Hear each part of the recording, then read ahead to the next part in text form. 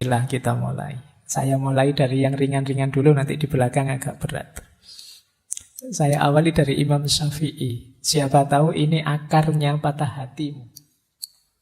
Kata Imam Syafi'i, ketika hatimu terlalu berharap kepada seseorang, maka Allah timpakan ke atas kamu pedihnya sebuah pengharapan. Supaya engkau mengetahui bahwa Allah sangat mencemburui hati yang berharap selain Dia. Maka Allah menghalangimu dari perkara tersebut agar kamu kembali berharap kepadanya. Ini coba kamu pahami maksudnya Imam Syafi'i ya. Orang itu bisa patah hati karena dia kecewa pada orang lain. Kekecewaan ini muncul karena sebelumnya ada harapan pada orang lain itu.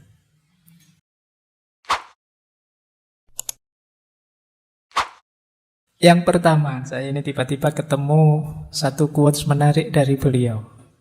Hazrat Sultan Bahu. Hazrat Sultan Bahu itu mursyid Torekot Sarwari Qadiri. Yang Torekot ini berdiri sekitar abad ke-17. Banyak beredar Torekot ini di India, Pakistan, Bangladesh, dan sekitarnya.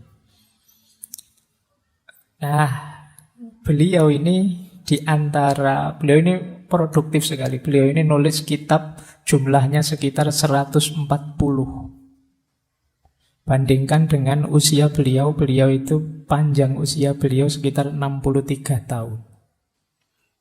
Usianya 63 tahun menulis 140 kitab.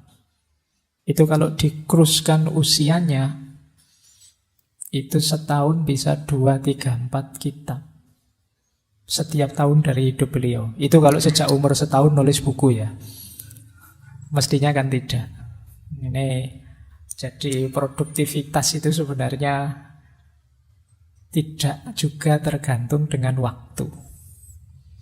Jadi jangan merasa, wah bulan ini saya sudah melakukan ini kok Pak, berarti sudah produktif. Siapa tahu sebenarnya kamu bisa melakukan banyak hal lain lagi. Baik, nah kata-kata beliau menarik tentang patah hati ini. Nursing one broken heart is equal to the worship of many years. Ya, saya ngambilnya dari yang bahasa Inggris karena kitab-kitab beliau pakai bahasa Urdu dan bahasa Persia. Nah, kata beliau, nursing itu kan merawat, ngopeni. Orang yang patah hati, one broken heart, orang yang kecewa hatinya, orang yang gelisah galau, itu setara dengan ibadah bertahun-tahun. Jadi maka bulan ini kita latihan ngopeni orang-orang yang patah hati. Jadi ayo latihan ya, karena seperti saya bilang di sesi pertama dulu, belakangan ini banyak orang depresi. Bahkan tingkat kematian karena depresi itu tinggi, mengalahkan kematian karena kanker. Jadi ayo ya, kita temani saudara-saudara teman kita yang sedang patah hati. Jangan diketawakan. Kita ketawa karena melihat dari luar. Kalau kita rasakan dari dalam, betapa berat yang mereka rasakan. Kadang-kadang di medsos itu malah dimarah-marahi. Ada orang depresi bahkan sampai mencoba bunuh diri, malah diketawakan, dimarah-marahi. Kita tidak tahu seberat apa beban yang ada di hati mereka. Bahkan kata Hazrat Sultan Bahu ini, kita merawat, menemani mereka yang patah hati itu seperti ibadah bertahun-tahun. Jadi ayo diperbanyak ibadah ya. Antara lain ngancani saudara teman-teman kita yang sedang patah hati. Mereka ini ada di fase-fase harus sering kita temani. Karena kalau sendirian biasanya ya mereka tidak kuasa menaklukkan diri mereka sendiri. Baik, bismillah kita mulai. Jadi pembukaannya ini ya, ini anggap saja berarti malam hari ini kita latihan ibadah. Karena menemani orang patah hati itu setara dengan ibadah. Ada banyak hadis yang mengindikasikan justru Allah itu bersama-sama orang yang lemah, orang yang terpinggirkan, orang yang kesusahan, orang yang sakit, dan lain sebagainya. Ya tentu saja termasuk orang-orang yang patah hati ini. Siapa tahu mereka ini bisa jadi jalan kita untuk tambah dekat kepada Allah, menghadirkan ridhonya Allah, sayangnya Allah pada kita. Lah kalau saya sendiri yang patah hati Pak, gimana? Ya enggak apa-apa, kamu temani jiwamu sendiri kalau tidak ada yang menemani ya. Nanti ada pendapatnya Jalaluddin Rumi menarik tentang itu. Baik, bismillah kita mulai. Saya mulai dari yang ringan-ringan dulu, nanti di belakang agak berat. Saya awali dari Imam Syafi'i. Siapa tahu ini akarnya patah hatimu. Kata Imam Syafi'i, ketika hatimu terlalu berharap kepada seseorang, maka Allah timpakan ke atas kamu pedihnya sebuah pengharapan. Supaya engkau mengetahui bahwa Allah sangat mencemburui hati yang berharap selain Dia. Maka Allah menghalangimu dari perkara tersebut agar kamu kembali berharap kepadanya. Ini coba kamu pahami maksudnya Imam Syafi'i ya. Orang itu bisa patah hati karena dia kecewa pada orang lain. Kekecewaan ini muncul karena sebelumnya ada harapan pada orang lain itu. Kalau kamu tidak terlalu berharap, ya tidak terlalu kecewa. Semakin besar harapan, semakin besar kekecewaan. Besarnya harapan menunjukkan kemelekatan. Jadi kalau harapanku padamu sangat besar, itu kan berarti aku tidak bisa dipisah darimu. Nah, siapa yang jargonnya kalau sedang berduaan, engkaulah segalanya, engkaulah jenis-jenis gini itu. Harapanmu terlalu besar kepada manusia. Hati-hati. Allah itu di situ pakai diksi cemburu. Di beberapa pendapat orientalis yang agak benci dengan kita, kata-kata cemburu ini dikonotasikan negatif. Padahal cemburunya Allah itu menunjukkan Allah sangat cinta dengan kita. Persis seperti kita, kalau cinta dengan seseorang, terus orang lain kok melekat ke yang lain, itu kan kita cemburu. Bahagialah kalau kita dicemburui oleh Allah. Berarti itu bukti Allah mencintai kita. Buktinya Allah cemburu apa? Dipatahkan hati kita biar tidak terlalu melekat padanya. Nah, kenapa hati kita bisa patah? Ya karena kemarin terlalu melekat. Kamu terlalu berharap padanya, terlalu menginginkannya. Manusiawi wajar kita memerlukan, membutuhkan orang lain, termasuk membutuhkan pasangan, untuk mewujudkan mimpi dan cita-cita kita, tapi jangan terlalu melekat. Kemelekatanmu yang berlebihan, ya setara di situ efek kekecewaan yang juga besar. Nah, ini membawa kemungkinan apa? Kita terus lupa misi utama kita di muka bumi ini. Kita lupa kewajiban utama dalam hidup kita. Akhirnya hanya asyik melayani orang yang sangat kita harapkan itu. Alhamdulillah oleh Allah ditegur langsung dengan cara dibuat putus. Akhirnya kita bisa lebih free, bisa sadar bahwa ternyata Allah cemburu ini. Alhamdulillah Allah masih cinta. Nah, jadi berarti apa? Ya ini memang peringatan yang pertama dari Imam Syafi'i, mbok ya jangan terlalu melekat. Peringatan kedua, sadarlah Allah itu sangat mencintaimu. Peringatan ketiga, ketika engkau patah hati, segeralah kembali kepada Allah. Nah ini dari quotes-nya Imam Syafi'i ini, paling tidak kita punya pijakan awal sekarang, ya jangan sedepresi itu. Kita masih punya Allah yang justru menunggu kita.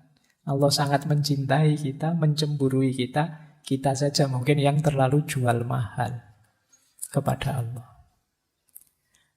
Nah, ini perspektif pertama dari beliau Imam Syafi'i. Oke, kita lanjutkan. Sekarang kita masuk ke murid beliau, Maulana Jalaluddin Rumi. Kalau ini perspektifnya agak berbeda. Ada satu kalimat yang terkenal sekali dari Maulana Rumi, biarkan hatimu pecah agar dia terbuka. Nanti ada kalimat Allah itu mencintai orang yang patah hati. Tadi sudah saya jelaskan ya, ada beberapa hadis yang maknanya adalah Allah itu bersama orang lemah, bersama orang terpinggirkan, bersama orang yang sengsara. Ya berarti termasuk orang-orang yang patah hati. Satu kalimat ini saja mungkin bisa menghibur teman-teman yang sedang patah hati. Jadi kalau sedang patah hati, alhamdulillah berarti sekarang aku dicintai oleh Allah. Nah, makanya dibawa ke dunia patah hati. Kenapa menurut Maulana Jalaluddin Rumi, dia malah meminta kita biar saja hati kita pecah. Beliau mengilustrasikan begini, kata beliau begini, engkau menginginkan sedikit air dalam kendi tanah liat, tetapi kemudian engkau memecahkannya. Air itu akan bergabung kembali dengan danau, dari mana dia berasal. Ego kita mencoba untuk mencegah pertemuan itu dan selalu menolak saran siapapun tentang perlunya pertemuan. Nah, jadi kita ini seringkali yang sangat jadi perhatian kita adalah keinginan kita, hasrat kita, nafsu kita, ambisi kita. Yang kadang-kadang tidak terpenuhi. Itu yang disebut hati kita terus pecah, patah. Ketika hati kita patah, mengalirlah air menuju ke yang sejati. Sejatinya air kemana? Ya ke sungai. Sebenarnya ketika hati kita patah, itu jiwa kita terbuka jalan untuk kembali ke yang hakiki. Saat itu kita diingatkan, kembali ke Allah yang lebih hakiki. Tetapi ego kita yang menahan perjalanannya air itu. Maksudnya apa? Kita mati-matian berusaha malah biar air ini tidak mengalir ke yang hakiki. Tidak mengalir ke sungai, tapi sesuai kepentingan keinginan kita. Ketika kita kecewa, misalnya patah hati ditinggal pasangan kita, itu kan kita justru energi paling besar yang kita lakukan adalah gimana caranya agar bisa balik kembali. Kita lupa bahwa ada proses yang lebih ideal, yaitu kembali kepada Allah. Nah, kata Maulana Rumi, tujuan utama latihan-latihan spiritual dalam tradisi manapun, baik timur maupun barat, adalah untuk memungkinkan kita mengatasi keberatan yang diajukan oleh ego. Sehingga kita dapat melanjutkan perjalanan kita ke samudra persatuan.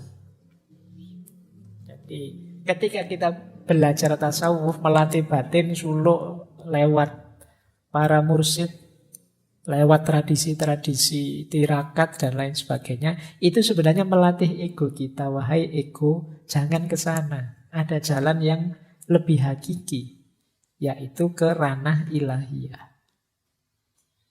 Nah, jadi ilustrasi dari Maulana Rumi itu, perjalanan batin kita itu seperti air dalam kendi.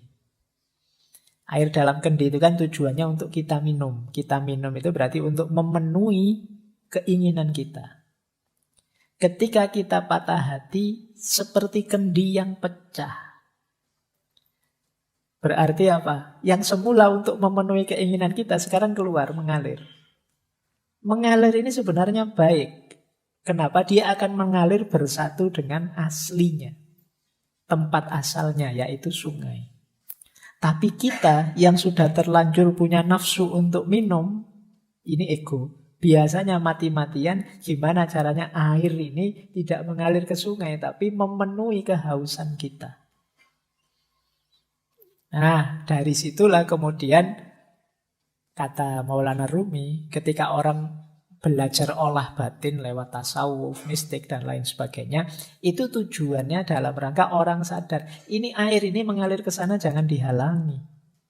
Ikhlaskan. Ini namanya melatih ego tadi. Jadi maka biarkan hatimu pecah. Berarti sekarang saatnya kamu kembali ke ranah ilahiyah. Justru sekarang terbuka jalan. Kalau hatimu tidak pecah, ya kamu tetap akan memanjakan nafsu, hasrat, ambisi duniawimu. Kalau hatimu tidak pecah, ya kamu lupa bahwa aslinya air itu bergabung ke sungai. Jadi inilah salah satu ilustrasi dari Maulana Jalaluddin Rumi. Makanya beliau bilang, biarkan hatimu pecah agar dia terbuka. Kalau tidak pecah-pecah, tidak terbuka-terbuka, kamu masih asyik dengan duniamu, memenuhi hasrat ambisimu. Begitu pecah, sekarang kamu sadar dengan yang lebih sejati.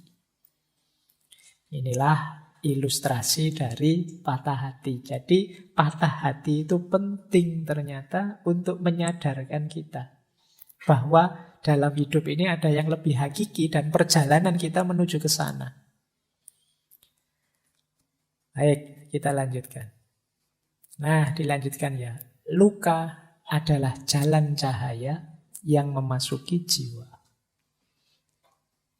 Jadi ketika hati kita luka, hati kita patah, justru lewat luka dan patahan itulah cahaya bisa masuk.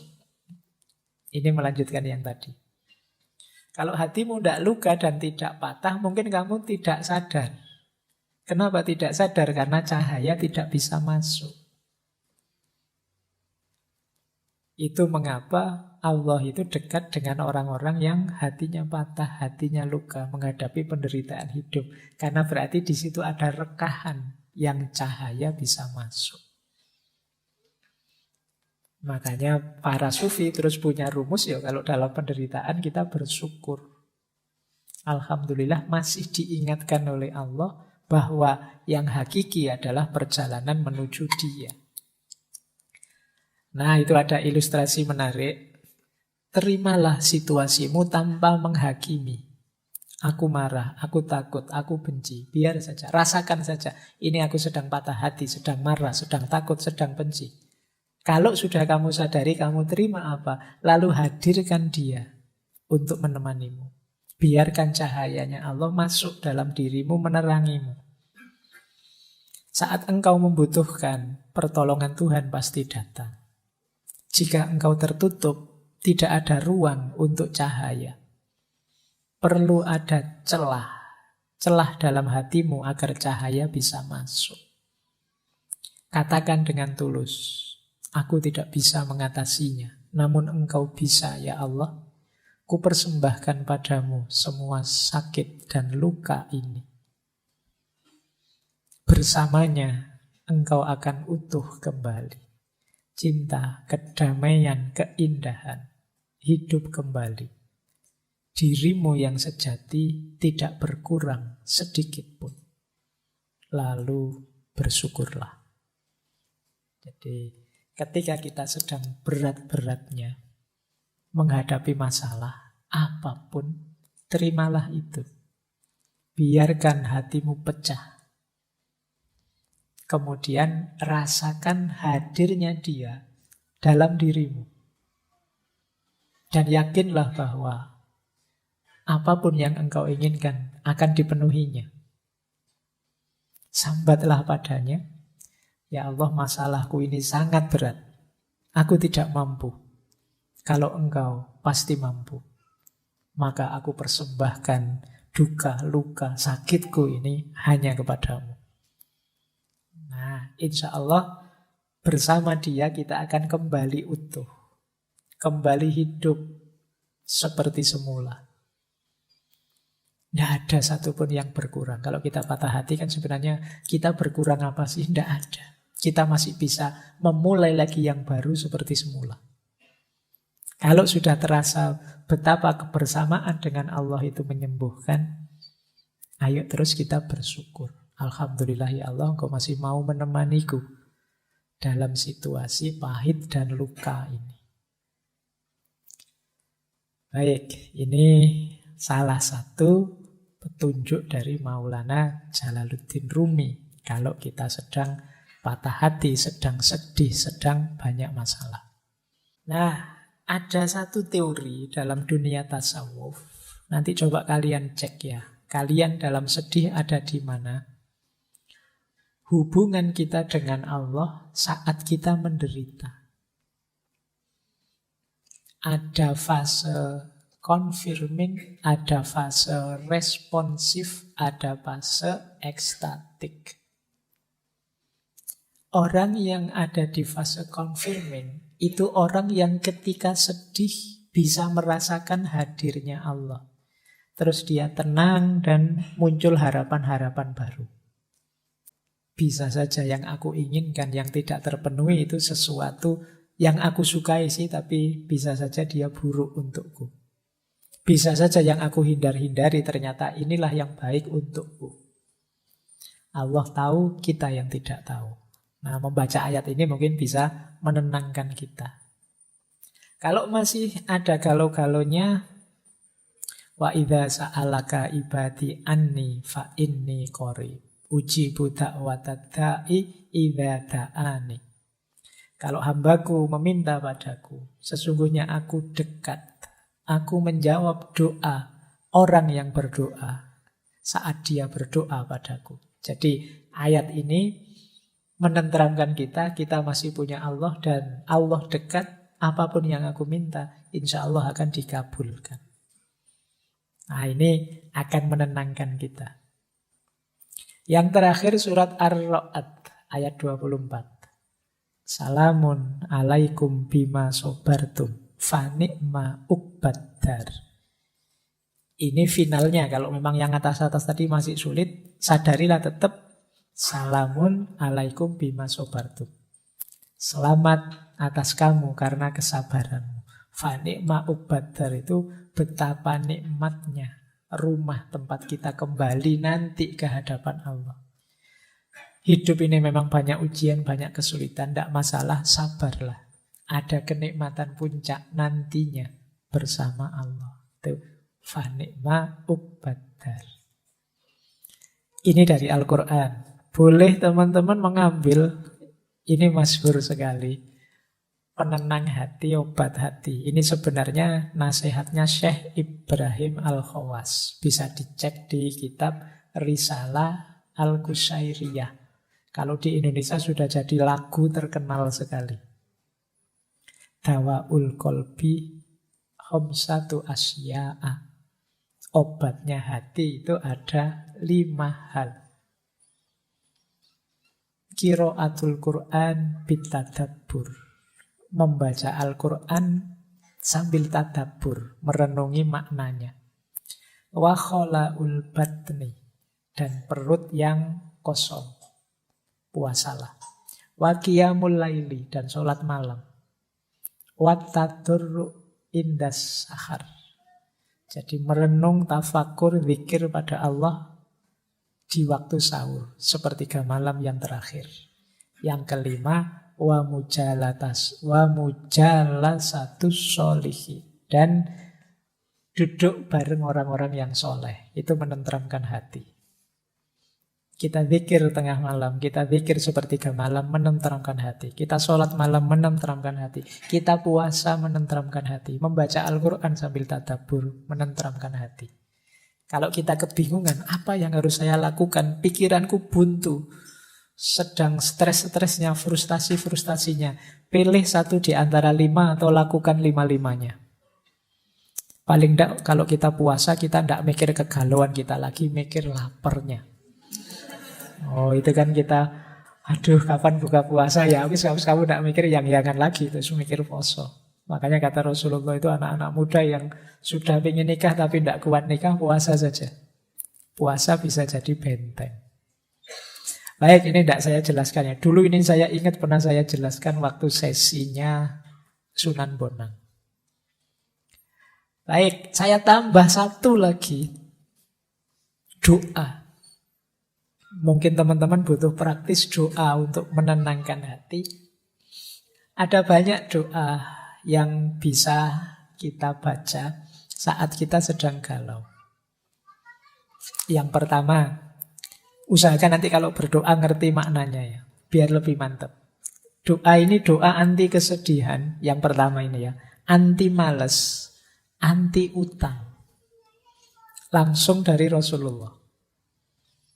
Allahumma inni a'udzubika minal hammi wal khazani wa a'udzubika minal ajzi wal kasali wa a'udzubika minal jubni wal bukhli wa a'udzubika min ghalabatid daini wa qahrir rijal. Jadi, ya Allah, aku berlindung padamu dari kegalauan dan kesedihan.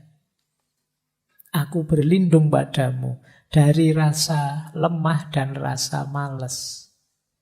Aku berlindung padamu dari sifat pengecut dan sifat bakhil. Dan aku berlindung padamu dari dikalahkan oleh hutang dan ditindas oleh orang. Nah, boleh teman-teman berdoa dengan kalimat ini.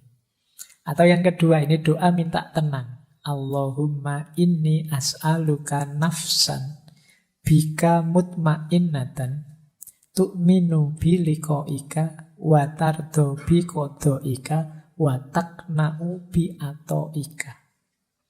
Ya Allah, sesungguhnya aku meminta padamu jiwa yang tenang bersamamu, yang percaya pada pertemuan denganmu, yang ridho pada keputusan-keputusanmu, dan rela merasa cukup dengan apapun pemberianmu.